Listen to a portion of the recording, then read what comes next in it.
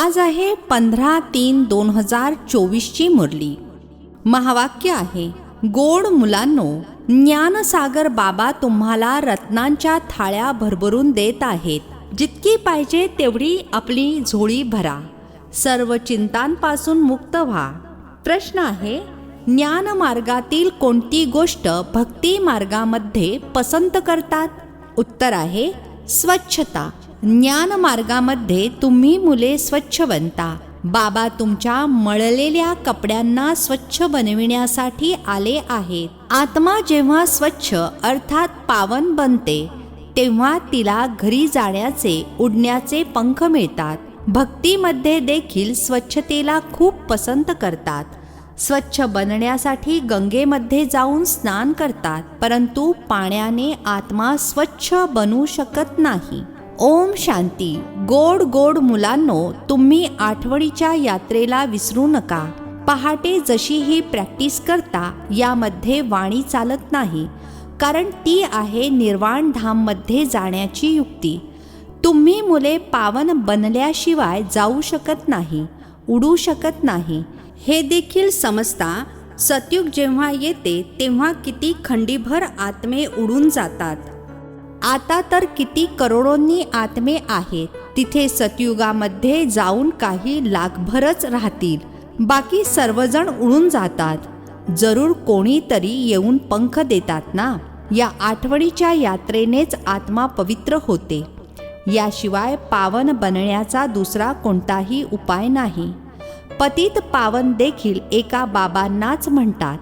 मग कोणी ईश्वर म्हणतात, कोणी परमात्मा म्हणतात, तर कोणी भगवान म्हणतात. आहे तर एकच, अनेक नाही आहेत. पिता सर्वांचे एकच आहेत. लौकिक पिता सर्वांचे आपले आपले असतात, बाकी पारलौकिक पिता तर सर्वांचा एकच आहे. तेच एक जेव्हा येतात तर सर्वांना सुख देऊन जातात आणि मग सुखामध्ये त्यांना आठवण करण्याची आवश्यकता नाही. तो देखील भूतकाळ झाला ना. आता बाबा बसून पास्ट, प्रेझेंट, फ्युचर अर्थात भूतकाळ, वर्तमान काळ, भविष्य काळाचे रहस्य समजावून सांगत आहेत. झाडाचे पास्ट, प्रेझेंट, फ्युचर खूप सोपे आहे. तुम्ही जाणता की कसे बीजापासून झाड तयार होते आणि मग वृद्धी होत होत शेवटी अंत येतो. त्याला म्हटले जाते आदी, मध्य, अंत. हे आहे व्हरायटी धर्मांचे झाड, व्हरायटी फीचर्सचे झाड. सर्वांचे फीचर्स आपापले आहेत. फुलांमध्ये तुम्ही बघाल, ज्या प्रकारचे झाड असेल त्या प्रकारची फुले येतात. त्या सर्व फुलांचे फीचर्स एकच असेल, परंतु या मनुष्य सृष्टीरूपी झाडामध्ये विविधता आहे. त्या प्रत्येक झाडाची शोभा आपली आपली असते. या झाडामध्ये अनेक प्रकारची शोभा आहे. जसे बाबा समजावून सांगतात, श्याम सुंदर हे विशेषण देवी देवतांसाठी आहे. जेव्हा ते सतोप्रधानापासून तमोप्रधान बनतात आणि पुन्हा तेच सुंदरपासून श्याम बनतात. असे श्याम सुंदर इतर कोणत्याही धर्मामध्ये बनत नाहीत. त्यांचे फीचर्स सुद्धा बघा. जपानी लोकांचे फीचर्स, युरोपियन लोकांचे फीचर्स, चीनी लोकांचे फीचर्स बघा. इंडियावाल्यांचे फीचर्स बदलत जातात. त्यांच्यासाठीच श्याम सुंदरचे गायन आहे, दुसऱ्या कोणत्याही धर्मासाठी नाही. हे मनुष्य सृष्टीचे झाड आहे. व्हरायटी धर्म आहेत. ते सर्व नंबरवार कसे येतात हे नॉलेज तुम्हा मुलांना आता मिळते. आणखी कोणीही या गोष्टी समजावून सांगू शकणार नाही. हे कल्प आहे 5000 वर्षांचे. याला वृक्ष म्हणा किंवा दुनिया म्हणा. अर्ध्यामध्ये आहे भक्ती, ज्याला रावण राज्य म्हटले जाते. 5 विकारांचे राज्य चालते. काम चितेवर चढून पतित सावळे बनतात. रावण संप्रदायवाल्यांची चलन आणि दैवी संप्रदायवाल्यांची चलन यामध्ये रात्रंदिवसाचा फरक आहे. मनुष्य त्यांची महिमा गातात. स्वतःला नीच पापी म्हणतात. अनेक प्रकारचे मनुष्य आहेत. भक्ती तर तुम्ही खूप केली आहे. पुनर्जन्म घेत घेत भक्ती करत आले आहात. आधी असते अव्यभिचारी भक्ती, सर्वात पहिली एकाची भक्ती करण्यास सुरुवात करतात आणि नंतर मग व्यभिचारी होते. अखेरीला तर एकदमच व्यभिचारी बनतात. तेव्हा बाबा येऊन अव्यभिचारी ज्ञान देतात, ज्या ज्ञानामुळे सद्गती होते. याची जोपर्यंत माहिती होत नाही तोपर्यंत भक्तीच्या घमेंडीमध्ये राहतात. याची माहिती नाही की ज्ञानाचे सागर एक परमात्माच आहेत. भक्तीमध्ये किती वेदशास्त्रे तोंडपाठ करून मुखोद्गत करतात. हा सर्व आहे भक्तीचा विस्तार, भक्तीची शोभा आहे. बाबा म्हणतात, ही शोभा मृगतृष्णा समान आहे.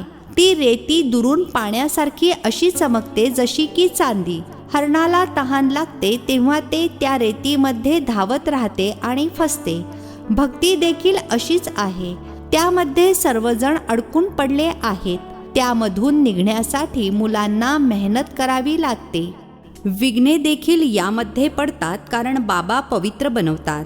द्रौपदीने देखील पुकारले होते. साऱ्या दुनियेमध्ये द्रौपदी आणि दुर्योधन आहेत. आणि मग असेही म्हणतील की तुम्ही सर्व पार्वती आहात, ज्या अमर कथा ऐकत आहात. बाबा तुम्हाला अमर लोकसाठी अमर कथा ऐकवत आहेत.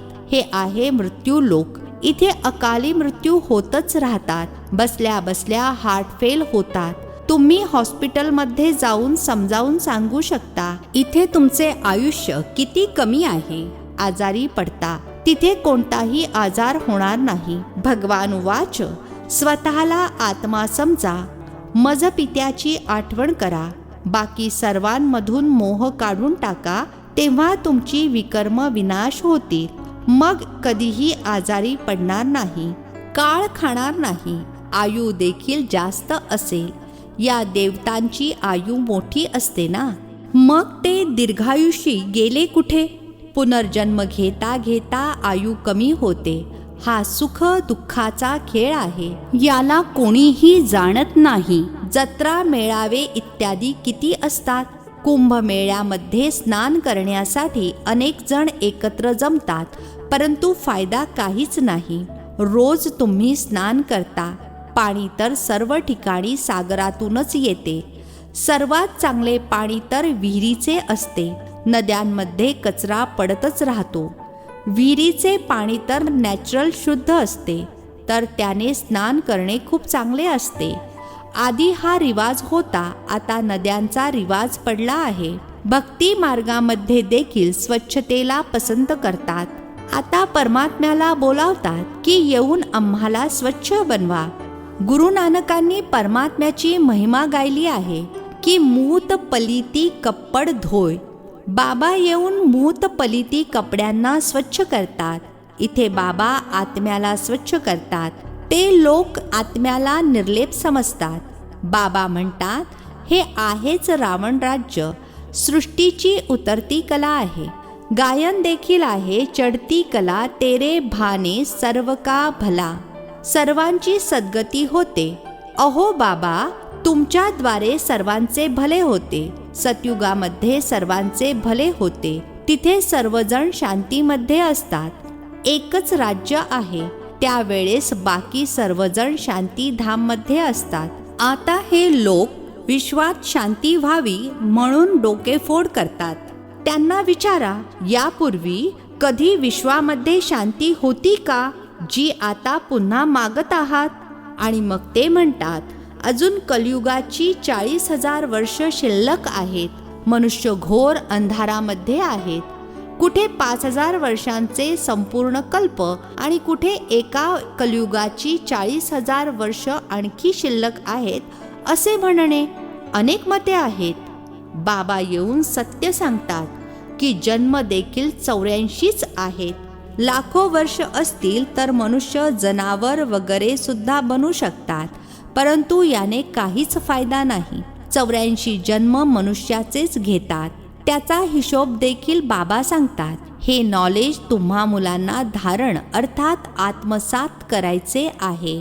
ऋषी मुनी तर नेती नेती करत गेले, अर्थात आम्ही जाणत नाही, तर नास्तिक झाले ना. जरूर कोणी आस्तिक असतील.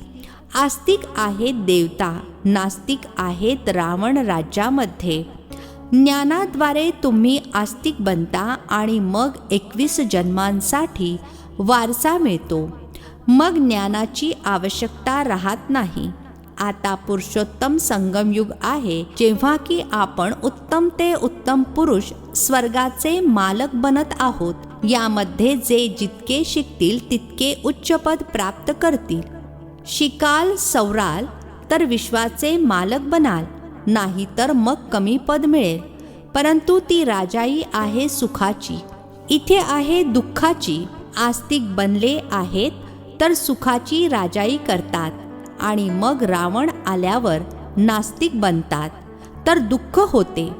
भारत जेव्हा सॉल्व्हंट अर्थात पवित्र होता तेव्हा अथाधन होते. सोमनाथाचे मंदिर किती जबरदस्त बनवले आहे. मंदिर बनविण्यासाठी इतके पैसे होते तर स्वतःजवळ किती पैसे असतील? हे इतके पैसे कोठून मिळाले? शास्त्रांमध्ये लिहिलेले आहे, सागराने थाळ्या भरभरून दिल्या. आता ज्ञानसागर तुम्हाला रत्नांच्या थाळ्या भरून देत आहेत. आता तुमची झोळी भरत आहे. ते दुनियावाले शंकरासमोर जाऊन म्हणतात, भर दो झोली. बाबांना जाणत नाहीत. आता तुम्ही जाणता. बाबा आपली झोळी भरत आहेत. ज्याला जितके पाहिजे तितके भरून घ्या. जितके चांगल्या रीतीने शिकाल तितकी स्कॉलरशिप मिळेल. पाहिजे तर उच्च ते उच्च डबल सिरताज बना, नाही तर गरीब प्रजा किंवा दासदासी बना. असे बरेच आहेत जे सोडचिठ्ठी देखील देतात. हे देखील ड्रामामध्ये नोंदलेले आहे. बाबा म्हणतात, मला कसलीच चिंता नाही. मी तर चिंतेपासून मुक्त आहे. तुम्हाला देखील बनवत आहे. फिक्र से फारिक स्वामी किंदा सद्गुरू. स्वामी जे सर्वांचे पिता आहेत त्यांना मालक देखील म्हणतात. बाबा म्हणतात, मी तुमचा बेहदचा शिक्षक देखील आहे. भक्ती मार्गामध्ये तुम्ही अनेक टीचर्सकडून अनेक विद्या शिकता. बाबा जे तुम्हाला शिकवतात ते सर्वात वेगळे नॉलेज आहे. ते आहेत ज्ञानाचे सागर, ज्यानी जाननहार म्हणायचे नाही. असे खूप जण म्हणतात, तुम्ही तर आमच्या मनातले जाणता. बाबा म्हणतात, मी काहीही जाणत नाही. मी तर तुम्हा मुलांना शिकविण्यासाठी येतो. तुम्ही आत्मे आपल्या या तख्तावर विराजमान आहात. मी देखील या तख्तावर बसलो आहे. आत्मा किती छोटी बिंदूप्रमाणे आहे हे कोणीच जाणत नाही. म्हणूनच बाबा म्हणतात, आधी आत्म्याला समजून घ्या, तेव्हा बाबांना समजू शकाल. बाबा सर्वप्रथम आत्म्याचे ज्ञान समजावून सांगतात, नंतर बाबांचा परिचय देतात. भक्तीमध्ये शाळीग्राम बनवून पूजा करतात आणि मग विसर्जित करतात. बाबा म्हणतात, ही सर्व आहे बाहुल्यांची पूजा. जे या सर्व गोष्टींना चांगल्या रीतीने समजून घेतात ते इतरांचे देखील कल्याण करतात. बाबा देखील कल्याणकारी आहेत, तर मुलांना देखील बनायचे आहे. काही जण तर इतरांना दलदलीतून काढता काढता स्वतःच दलदलीमध्ये अडकून पडतात, अपवित्र बनतात. केलेली कमाई चट करतात, अर्थात नाहीशी करतात. म्हणून बाबा म्हणतात, सावधान राहायचे आहे. काम चितेवर बसल्यामुळेच तुम्ही काळे बनले आहात. तुम्ही म्हणाल, आम्हीच गोरे होतो, आम्हीच काळे बनलो, आम्हीच देवता होतो, आम्हीच खाली उतरलो आहोत. नाही तर मग 84 जन्म अजून कोण घेणार? हा हिशोब बाबा समजावून सांगतात. मुलांना खूप मेहनत करावी लागते. अर्ध्या कल्पापासून जे विषय सागरामध्ये पडले आहेत त्यातून निघणे काही तितकेसे सोपे नाहीये. जर कोणी थोडेसे जरी ज्ञान घेतले तर त्याचा विनाश होत नाही. ही कथाच आहे सत्यनारायण बनण्याची आणि मग प्रजा देखील बनते. थोडेसे समजून घेतात आणि निघून जातात. असे होऊ शकते की पुन्हा येऊन समजून घेतील. पुढे जाऊन लोकांना वैराग्य देखील येईल. जसे स्मशानामध्ये वैराग्य येते, बाहेर निघाले की खलास. तुम्ही देखील जेव्हा समजावून सांगता, चांगले चांगले म्हणता, बाहेर गेले की खलास. म्हणतात की हे काम संपवून नंतर येतो. बाहेर गेल्यावर माया बुद्धीला फिरवते. कोटींमध्ये कोणीच निघतात. राजाई पद मिळविण्यासाठी मेहनत करावी लागते. प्रत्येकाने आपल्या मनाला विचारा, बेहदच्या बाबांची मी किती आठवण करतो. म्हणतात बाबांची आठवण विसरायला होते. अरे, अज्ञान काळामध्ये असे कधी म्हटले होते का की आम्हाला वडिलांची आठवण विसरायला होते? बाबा म्हणतात, भले कितीही वादळे येवोत, तुम्हाला गडबडून जायचे नाहीये. वादळ येईल, फक्त कर्मेंद्रियांद्वारे कर्म करायचे नाही.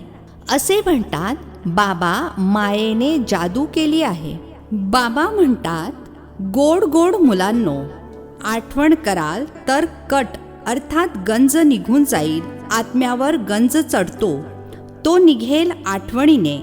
बाबा देखील बिंदू आहेत. गंज काढून टाकण्यासाठी बाबांच्या आठवणीशिवाय दुसरा कोणताही उपाय नाही. अच्छा, गोड गोड खूप खूप वर्षांनंतर भेटलेल्या मुलांप्रती मात पिता बापदादांची प्रेमपूर्वक आठवण आणि सुप्रभात. आत्मिक पित्याचा आत्मिक मुलांना नमस्ते. आम्हा आत्मिक मुलांचा आत्मिक पित्याला नमस्ते. धारणेसाठी मुख्य सारांश आहे. पहिला पॉइंट आहे, कल्याणकारी बाबांची आपण मुले आहोत. त्यामुळे स्वतःचे आणि सर्वांचे कल्याण करायचे आहे. कोणतेही असे कर्म नसावे ज्याने कमाई संपून जाईल. यासाठी खबरदार राहायचे आहे. दुसरा पॉइंट आहे, चांगल्या रीतीने शिक्षण शिकून ज्ञानरत्नांनी आपली झोळी भरपूर करायची आहे. स्कॉलरशिप घेण्यासाठी पुरुषार्थ करायचा आहे. बाप समान फिक्र से फारिग अर्थात चिंतेपासून मुक्त निश्चिंत राहायचे आहे. आजचे वरदान आहे, जाणीवेच्या शक्तीद्वारे जुने स्वभाव संस्कारांपासून न्यारे बनणारे मायाजीत भव. जाणीवेच्या शक्तीद्वारे जुने स्वभाव संस्कारांपासून न्यारे बनणारे मायाजीत भव. स्पष्टीकरण आहे, या जुन्या देहाचे स्वभाव आणि संस्कार खूप कडक आहेत, जे मायाजीत बनण्यामध्ये मोठे विघ्नरूप बनतात. स्वभाव संस्कार रूपी साप नष्ट होतो देखील, परंतु त्याचा अंश राहून जातो, जो वेळ आल्यावर पुन्हा पुन्हा दगा देतो. काही वेळेला मायेच्या इतके वशीभूत होतात, जे चुकीला चूक आहे हे देखील समजत नाहीत. परवश होतात. म्हणून चेक करा आणि महसूसतेच्या अर्थात जाणीवेच्या शक्तीद्वारे जुन्या लपलेल्या स्वभाव संस्कारांपासून न्यारे बना, तेव्हाच मायाजीत बनाल. स्लोगन आहे, माझेपणाच्या अनेक नात्यांना नष्ट करणेच फरिश्ता बनणे आहे. माझेपणाच्या अनेक नात्यांना नष्ट करणेच फरिश्ता बनणे आहे. अच्छा, ओम शांती. नवनवीन मराठी व्हिडिओज प्राप्त करण्यासाठी सबस्क्राईब करा मराठी गॉड रिपोर्ट चॅनलला.